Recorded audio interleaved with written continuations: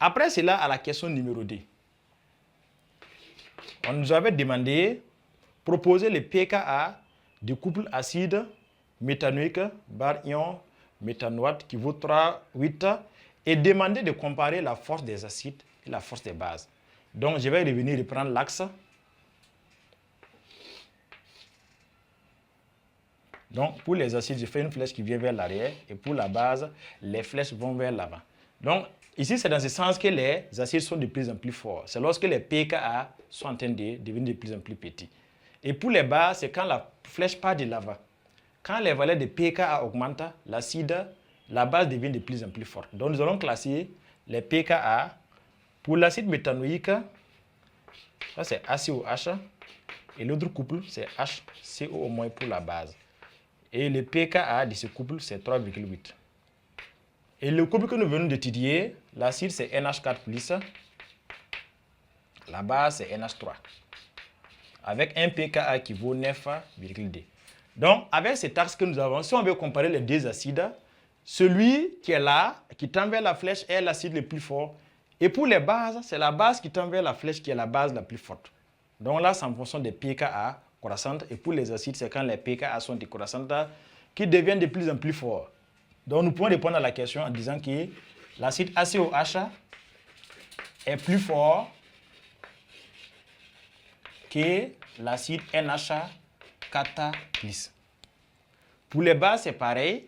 De cette flèche, on voit qu'au niveau de NH3, c'est lui qui tend vers la flèche. C'est là-bas où le pKa est le plus élevé. On peut dire que pour les bases, la base NH3 est plus forte. Que HCOO-. Donc, voilà qui met ainsi fin à cet exercice où il fallait calculer la constante d'acidité, le pKa et ainsi que comparer des couples acides-bases en comparant les acides d'une part et les bases d'autre part. On rappelle les critères de comparaison utilisés ici, c'est la notion de pKa. Si les pKa sont petits, les acides sont de plus en plus forts. Mais quand les pKa sont en train d'augmenter, ce sont les bases qui deviennent de plus en plus fortes. Et pour calculer le cas où le pKa est généralement d'une solution, il est nécessaire de faire l'étude des différentes concentrations de la solution afin de déduire les concentrations qu'il a utilisées, telles que H3+ ici, telles que NH3 et telles que NH4+. Donc, après cet exercice, nous allons passer maintenant à l'exercice numéro 2 où nous allons découvrir maintenant là-bas les solutions tampons ou comment trouver les pH qui délimitent sa zone de virage précisément.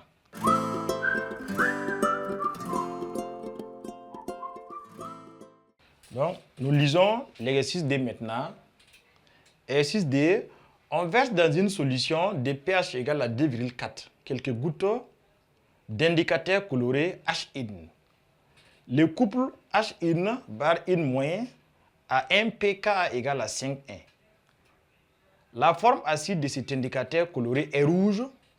La forme basique est jaune.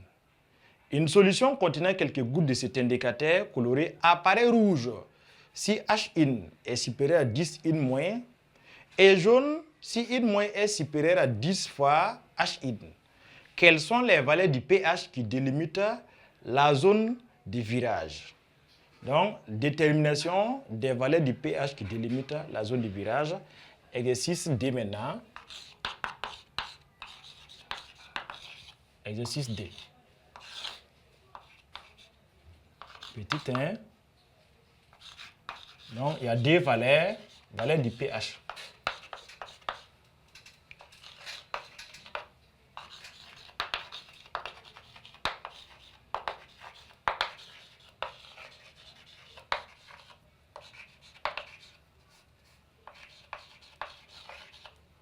Donc, pour avoir ces valeurs du pH, nous allons procéder comme ce qu'on a vu de l'autre côté, en comparant d'abord les acides et les bases du couple. Et on va à la fin trouver une relation qui va lier le pH au pKa. Donc, nous allons faire la démarche directement sur la page. Premièrement, on nous a dit, pour une solution, la solution paraît rouge si Donc, la couleur est rouge.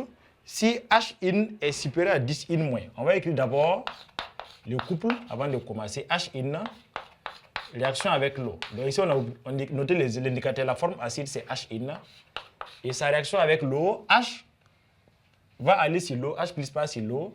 Et l'eau devient H3 plus, et il va rester in moins.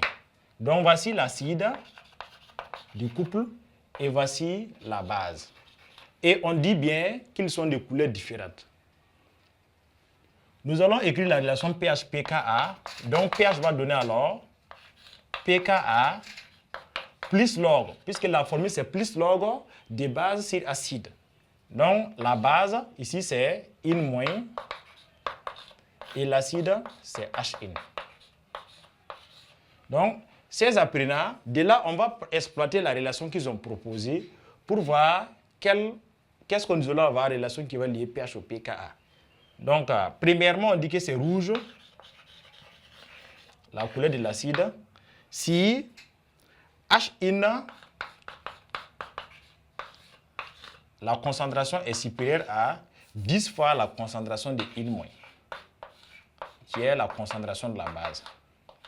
Donc, c'est la condition qu'on puisse voir clairement que la solution est rouge et que ce n'est pas un rouge mélangé à autre couleur.